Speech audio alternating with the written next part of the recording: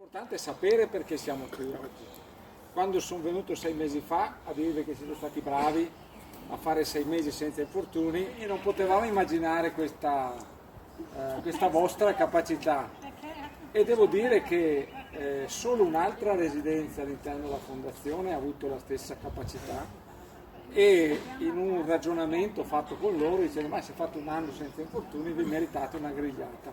Però a questo punto abbiamo ufficializzato che quando una residenza fa un anno senza infortuni, il direttore generale gli fa la grigliata, perché ve la meritate, perché il merito è solo vostro. D'altra parte, come ho detto ieri, io oggi ho solo fatto da mangiare, perché questo vi deve anche far capire quanto è il vostro lavoro, la vostra attività, che per noi è importante, per tutti. Quindi non è che chi lavora nell'ufficio non è in grado di capire l'importanza del vostro lavoro.